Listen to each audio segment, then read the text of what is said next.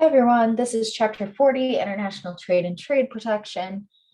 In this chapter, we're going to start talking about trade outside of just the US or outside of the single economy. We're going to start talking about exchanging goods beyond just our borders, just beyond just the US's production and supply. Okay. So trade protection is going to be more about the tariffs, the taxes that go onto these imports and exports, and how that's going to influence our supply domestically, how that's going to influence prices within a home country, within the world market. And now in this chapter, we're also starting to talk about, like I said, that world market price, that world market, where if we're trading internationally, we are now taking part of trade in that world market, that global market. So to start this chapter, there are a few key terms we need to discuss. First is import versus export. So an import is going to be any good coming into the home country. So importing a good means bringing a good in from another country. Exporting a good is a good being traded out from that domestic economy to some other country, to an international, a foreign country for trade. Okay. So imports are coming in, exports are going out. In, X out. And then we need to discuss the difference between domestic and then international. So domestic, like I said, is going to be any kind of trade within that single home country. So in our case, up to this point, we've only talked about a single economy. Now we're talking about a home country and the global market. So now when we're talking about a domestic economy, we might need to specify which economy we're talking about, which economy is that domestic economy. So in our case, it's going to be the US economy.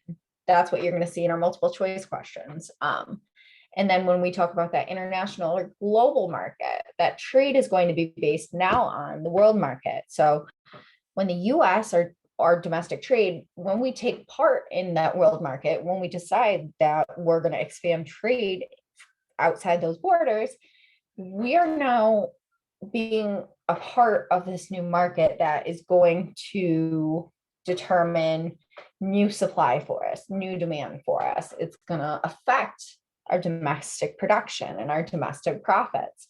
So this is kind of where things get a little bit political. And like I said, we're not going to get into that, but we are going to talk about how taxes and tariffs do affect trade and how they affect quantity supplied and demand of certain goods within and outside of the country. All right. So when countries decide that they're open to free trade or trade with other countries, we know that one single country's economy is going to be smaller than the entire global market or the entire global economy. So in that case, we might have a little bit of influence on the market, but the market price is going to influence our domestic supply. And like I said, that domestic production. So with that free trade comes now the idea that other countries might come in and take away profits from that domestic country or that domestic economy. So a way we deal with that, or a way government deals with that, are going to be tariffs. So let's do the definition of a tariff.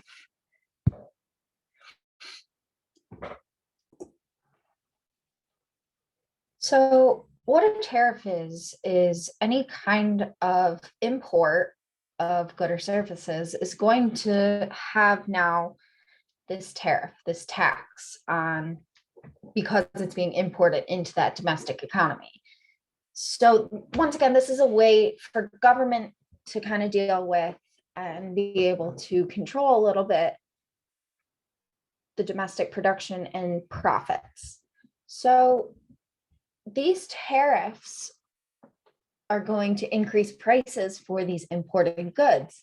So now instead of just taking market price into account, we're now taking this global market price.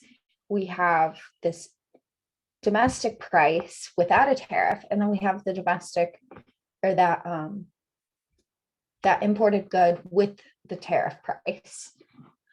Okay, so let's now consider a situation where a country would want to import certain goods, and when a country decides it's worthwhile or profitable to export certain goods. So if we have the world price higher than a domestic price, so we have that price of our global market is greater than or equal to price without a tariff. So without that tax, we know that that domestic country where they're able to produce that good at a lower price before that tariff, what we're going to do is benefit from exporting that good to countries where we can profit off of pricing below that global market price. We're going to make a profit. So in the case where that global market price, in the case where the global market price is less than or equal to that price before the tariff, what we're going to want to do is once again import instead of exporting our good from right to left. We're going to want to import that good from the global market. If it's too expensive for that domestic economy to produce a good at as low of a price as that global market, then the opportunity cost might be a lot higher if we're just to import that good. So this is a situation where that global price is less than or equal to that price before that tax, that domestic price before tax.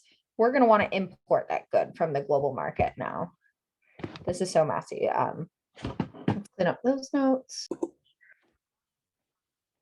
So we think about this tariff on imported goods as only being imposed for these imported goods and services coming into the country, but we're also going to see tariffs on exports too. So just to clarify, that tariff does include, the definition technically includes a tax or duty to be paid on imported and exported goods and services. So reasons for that tariff on the import. Like I said, it gets a little bit political when you start talking about these different taxing policies and tax laws. But in general, that those tariffs imposed by government are going to either protect certain markets, or they're looking to protect certain consumers or certain industries. Other reasons countries might impose these tariffs on imports might be to protect the balance of trade. So we'll talk a little bit about the balance of trade more later in this section, but the balance of trade just looks at that export versus import ratio. So other reasons that governments might impose that tariff include supporting domestic employment, whether you buy into this or not, to combat certain aggressive trade policies from other countries, from other domestic or from other international markets, and to protect environments. So these tariffs are usually used with good intent, but as we know, there are always going to be unintended consequences from these taxes and these tariffs placed on certain imported goods. Like I said, it's imported and exported goods, but we're mostly going to focus on the tariffs on these imported goods here. Okay. With these tariffs on the imported goods, as we know, any kind of tax on a good or service is going to create deadweight loss. So any kind of tariff on an import is now also going to create deadweight loss. So let's go ahead and describe that figure that we find in our book our commercial society book. This is figure 40.1. We're going to talk, or figure 40.1 and 40.2, I guess, sorry. So let's go ahead and clear these notes. Make sure you get a screenshot of this if this is something you'd like to keep. So here we just have our typical supply and demand graph, where we know that at the intersection of supply and demand, we're going to have our equilibrium price and equilibrium quantity. So this is looking at that equilibrium in our domestic market in a market where we're just considering that domestic trade, okay? So now when we consider open trade, if we want to look at a country where now we want to look at that global market price and take part of that global market, let's say that that global market price before a tariff, before that import tariff, that global market price is down here. So let's call that our price with no tax. I'll call that PN. Like I said, price before any kind of tariff to import the good. So this is the price at market price for that global market. So at this global market price, we have a domestic quantity supplied and a domestic quantity demanded that are now kind of out of whack. We are not in equilibrium anymore. So when we have that price cross that supply curve, now we know we go down and find that quantity supplied. And then same thing with demand, we have that quantity demanded. So now we also need to consider, like I said, any kind of imported good or service is going to be subject to some kind of tax or tariff. So what we're going to see is that price up here. So the price is going to be higher, but still lower than the price would be in that domestic market. So we're going to call this price with tax.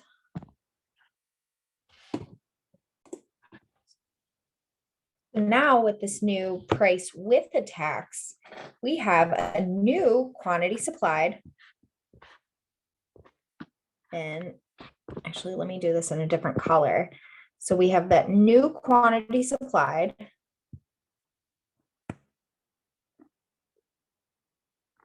And then we have that new quantity demanded.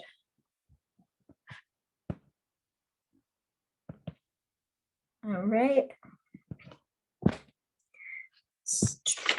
So this is the quantity supplied after tax. And this is the quantity demanded after tax. So that QST and that QDT, like I said, that's going to stand for the quantity supplied after tax, and that QD, quantity demanded, T after tax. There's going to be a lot of different notation you might see for this. I would never show you this notation without explaining it on any kind of test or assignment. So now looking at this graph, we see that we have changed our quantities. We have thrown ourselves out of equilibrium twice now. So we went from our equilibrium within that domestic economy at P star and Q star, and then we considered that global market price where we have that PN, and then we consider that price after that we impose that import tariff on this good or service. So like I said before in the previous slide, any kind of tax is going to create deadweight loss because we're being shifted out of equilibrium.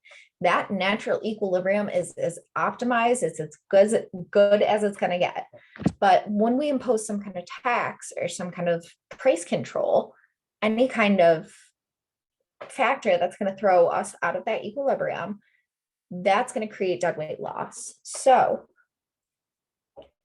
in this case, that deadweight loss is going to be where we have that price after the tax. So let's do this in blue. Now that deadweight loss comes from where we have our new price after that tariff. So Instead of being at that higher domestic equilibrium price, now we're at that price after the tariff. And then we're going to go down to where we would have been if we had not had that tariff. Go over, find the supply curve, and there's your triangle for that deadweight loss. So we go to the other side and same thing.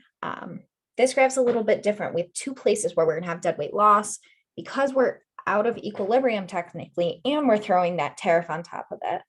So here we're going to go from where we're at price of tax at the demand curve, where down to where we would have been without the tax or tariff, and match that up with our demand curve and find our triangle there. So these two deadweight losses are going to represent now two different things. First, this deadweight loss right here is going to, this left-hand side deadweight loss is going to represent domestic overproduction in this case. Let's write that out. In this case, this is the deadweight loss due to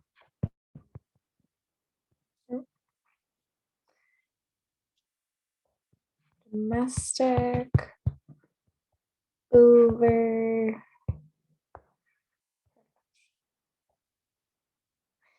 Right. And next, there we go.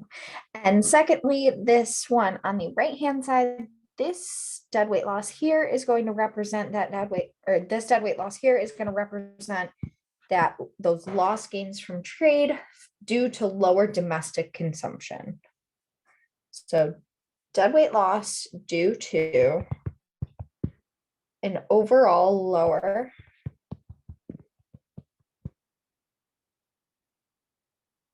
domestic production. All right.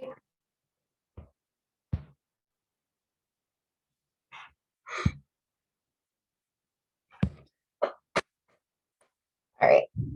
So now that we see this graph, let's talk about where we're going to see those imports, how much we're importing versus supplying from domestic production. So now in this case, when we had that price without the tariff, this PN right here, what we were seeing was our QS down here, our QD down here, and we would measure from that QS to that QD, and the length of that, the difference of that is going to tell us the amount of quantity we're going to import of this good or service before tariff. Okay, so this entire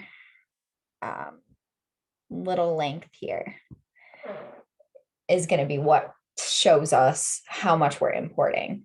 So once that tariff is imposed, we know that as prices go up, because that tariff is imposed, that price goes up.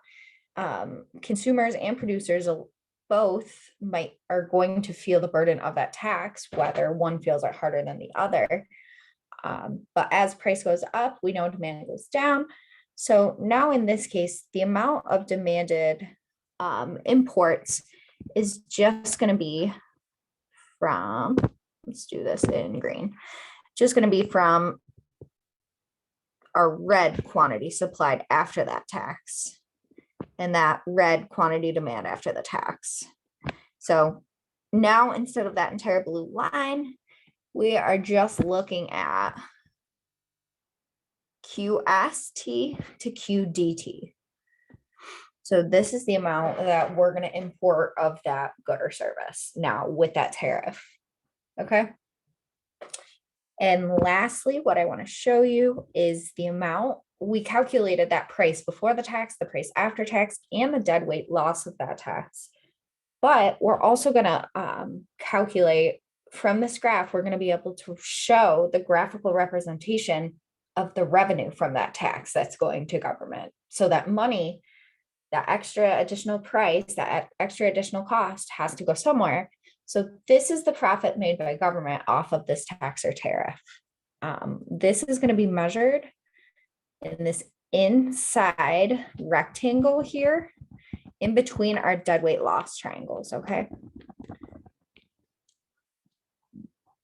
And so, like I said, this is going to be that revenue off of that tax or tariff here in that yellow box in between our deadweight loss triangle.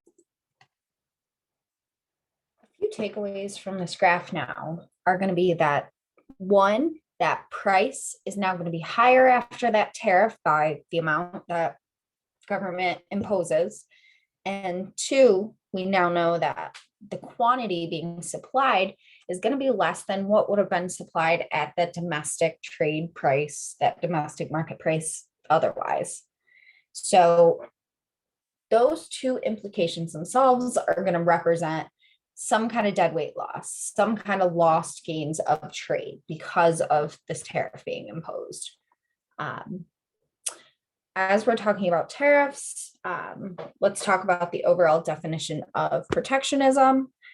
Let's do it up here. So protectionism is going to be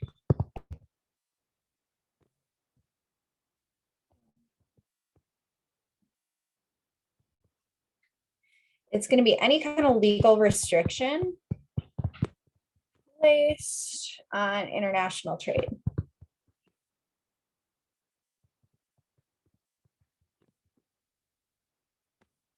So this includes those tariffs, those taxes, those certain subsidies, certain quotas that you can't have more than X amount of imports coming in, more than X amount of exports going out.